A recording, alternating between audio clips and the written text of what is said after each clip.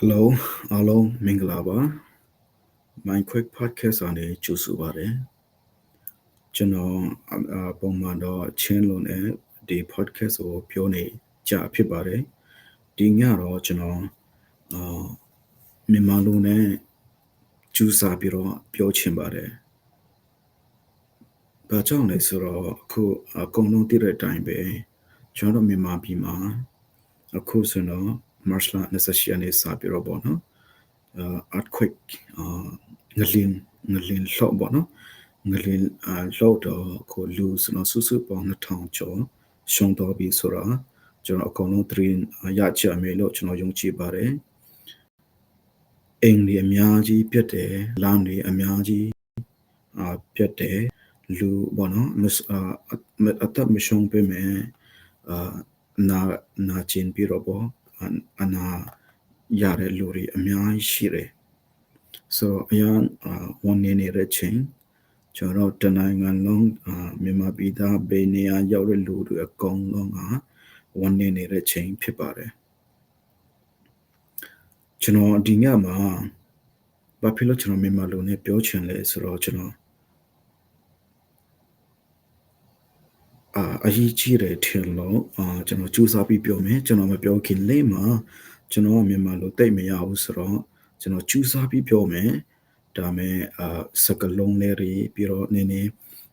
ကျန်နေလို့ထင်ရမယ်ဆိုထင်လို့ဘောနော်အတန်လေးတွေကျွန်တော်နည်းနည်းကျန်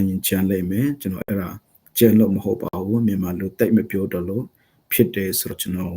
ပထမဆုံးခွင့်လွှတ်ပေးကြပါဆိုတော့ကျွန်တော်ဒီကနေတောင်းပန်ချင်ပါတယ်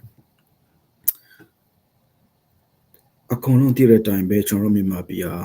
ဘောနော် civil war လို့အခုဆိုတော့2021ကနေစရဲပေါ့နော်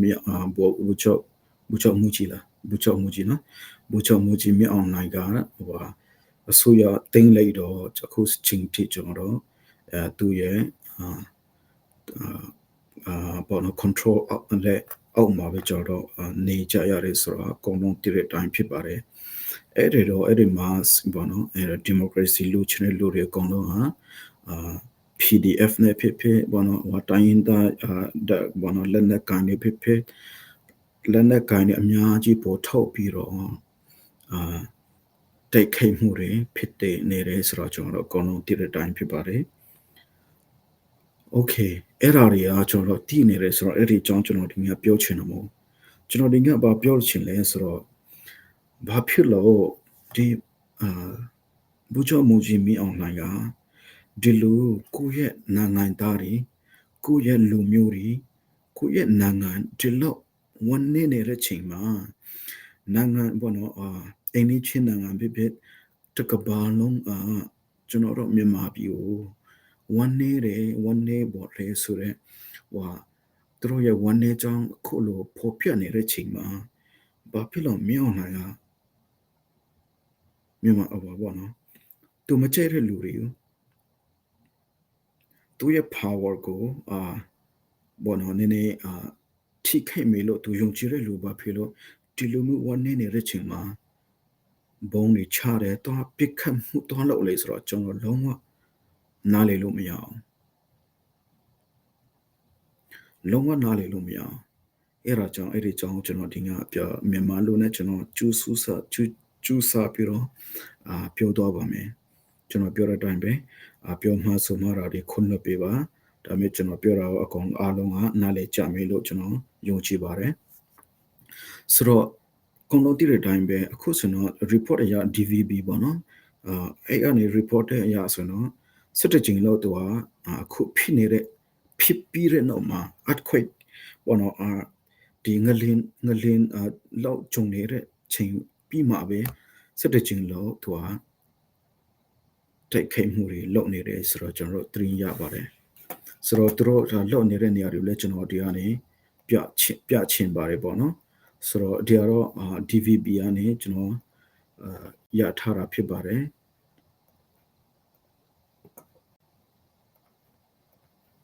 ကောင်းတွေ့နိုင်ကြလားမသိဘူး Okay ဒီမှာ total attacks 11ဆိုတော့ဘောနော် ဒီမှာတိရတမဲ့တော့ဘင်ညာတွေမှာဟို attack လုပ်တယ်ဆိုတော့အကုန်လုံးကမြင်လို့ရပါလိမ့်မယ်အဲ့မှာ NUG ပေါ့နော်အခုNational Unity Government ဆိုတာလားအဲ့ကနေအခု sis ပေါ့နော်ဒီအချိန်မှာတော့ပစ်သက်တာတွေ start over ပေါ့နော်ခဏခတ်မလောက်ရအောင်ဆိုပြီးတော့လေသတင်းထုတ်တာတွေရှိတယ်အဲ့ဒီအချိန်မှာဘာဖြစ်လို့ဘူချောကြီးမြောင်းလာတာကိုယ့်ရဲ့နိုင်ငံသားတွေကိုအဲ့လိုထိလောက်ရတာလေဆိုတော့ကျွန်တော်လုံးဝနားလေလို့မရအောင်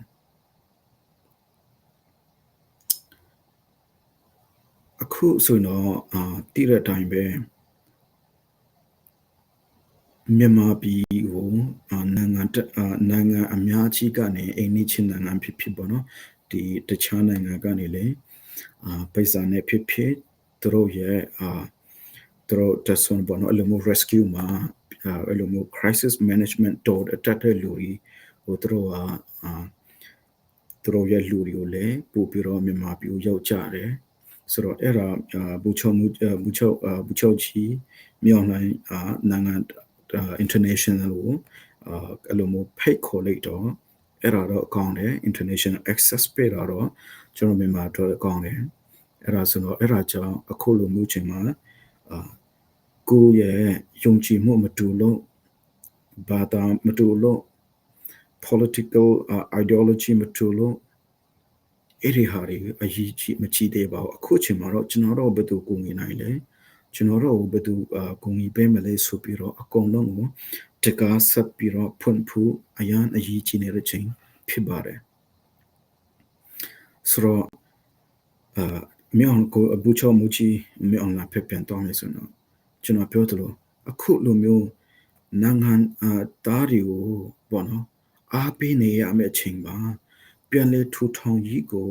ကယူစိတ်နေတဲ့အချိန်မှာဒီလိုမျိုးတော့တိတ်တယ်ဆိုတာကျွန်တော်ပြောသလိုလုံးဝနားလေလို့မရတဲ့အခြေအနေဖြစ်ပါတယ်အရန်လေးဝန်နေစရာကောင်းပါတယ်ဘာကြောင့်လဲဆိုတော့ကျွန်တော်တိတလို့ဘူချုံမူကြီးမြောင်းလာနာဟိုဘာသာရေးမှာတော့အရန်ဘာသာရေးတို့အရန်အကြီးဟိုဘောနော်ဦးစားပေးတယ်သူဘာသာရေးကိုဘောနော်အလိုက်တယ်ဘောနော်ဆိုတော့ဘောဓဘာသာဘောနော်ပြောရမယ်ဆိုတော့ဘောဓဘာသာကျွန်တော်တိတ်မတည်ဘူးဒါပေမဲ့တိတလို့ကဘောဓဘာသာမှာပါရှိလဲဆိုတော့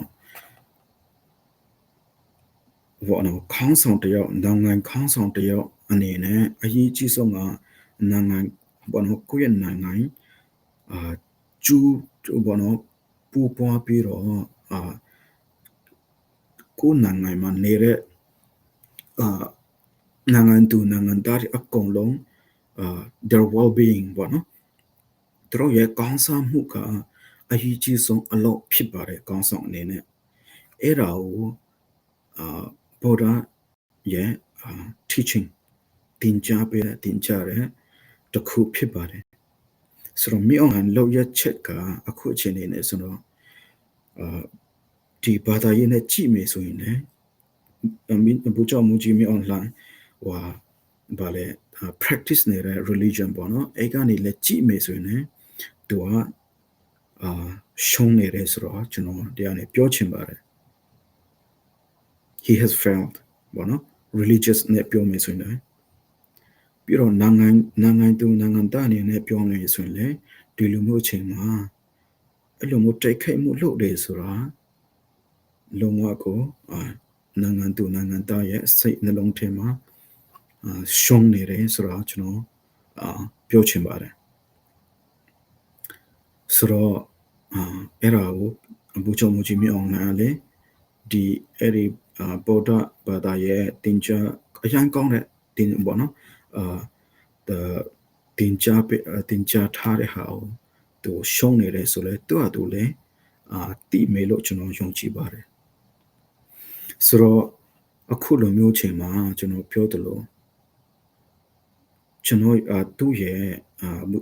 မြောင်လှရဲ့ power ကိုဘယ်လိုပြောမလဲ နည်းနည်းချင်းချောက်နေတဲ့လူတွေကိုတိုက်ခိုက်နေတဲ့ချိန်မဟုတ်ပါဘူးအခုချိန်မှာတော့ဝန်နေပြီးတော့ငိုကြွေးနေတဲ့မျက်ရည်ကျနေတဲ့လူတွေကိုမျက်ရည်တုပ်ပေးနေရမယ့်အချိန်ဖြစ်တယ်ပြုတ်ပြတ်နေတဲ့ line တွေကိုပြင်ရမယ့်အချိန်ဖြစ်တယ်ပစ္စည်းတော်တဲ့အိမ်တွေကိုပြန်ထူထောင်ရမယ့်အချိန်ဖြစ်တယ်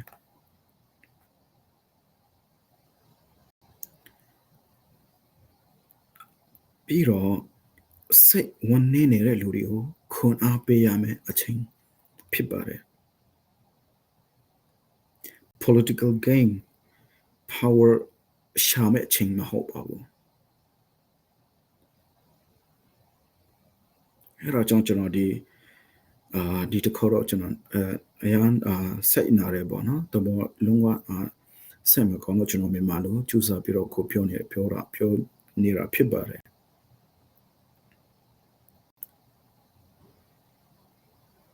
အဲ့ဒါကြောင့်ကျွန်တော်တို့ဒီဘယ်လိုပြောမလဲမိအောင်လှိုင်ရဲ့လုတ်ချက်ကိုကျွန်တော်လုံးဝဒီအနေမှားတယ်ဆိုတာအရန်မှားတယ်ဆိုတာကျွန်တော်ပြောချင်ပါတယ်အခုနိုင်ငံခြားနေပေါ်တော့ဒီပိစာနဲ့ဖြစ်လူမှုရင်းနဲ့ဖြစ်အမျိုးနဲ့ကုန်နေကြတဲ့ချိန်မှာ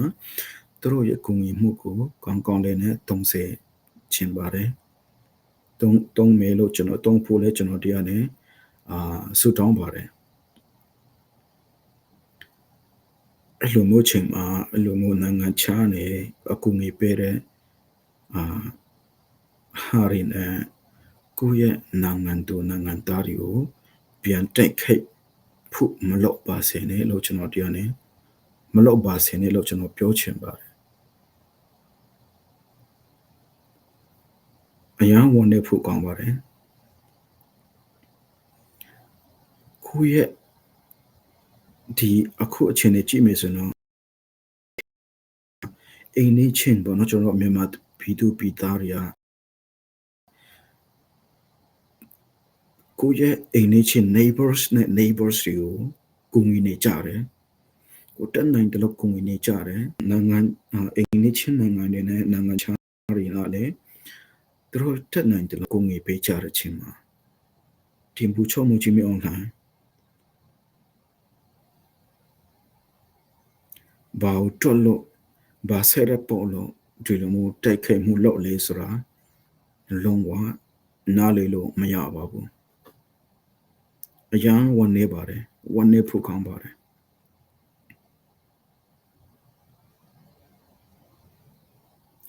အခုချိန်မှာတော့ပျက်စီးနေတဲ့အင်ဒီကိုတိဆောက်ရမယ့်ချိန်ဝန်နေနေတဲ့စိတ်နှလုံးသားတွေကိုခွန်အားပေးရမယ့်ချိန်ဖြစ်ပါတယ်ကျွန်တော်မြန်မာပြည်သူပြည်သားတွေကအကုန်လုံးစိတ်လှကြတယ်သဘောထားကောင်းကြတယ်အယုတ်လည်းချောကြတယ် inside and out ပေါ့နော်အပြင်ကနေလည်းချောတယ်အနှလုံးသားထဲကနေလည်းချောတယ်ဆိုတော့ဒီလိုမျိုးလောက်ချက်တွေကိုမြန်မာပြည်သူတွေကလက်ခံမှာမဟုတ်ပါဘူးအဲ့တော့ကြောင့်မြန်မာပြည်သူပြည်သားတွေအကုန်လုံးလည်းအခုလိုမျိုးဝန်နေနေတဲ့ချိန်မှာခက်ခဲနေတဲ့ချိန်မှာအကုန်လုံးစိတ်ခွန်အားယူကြပါစိတ်ဓာတ်ခိုင်မာနဲ့နေကြပါဒီဟာကိုကျွန်တော်တို့ကြော်လွှမ်းသွားမှာပါမိအောင်လှိုင်းရောက်လောက်ချက်ကမြန်မာပြည်သူပြည်သားတွေကို it doesn't represent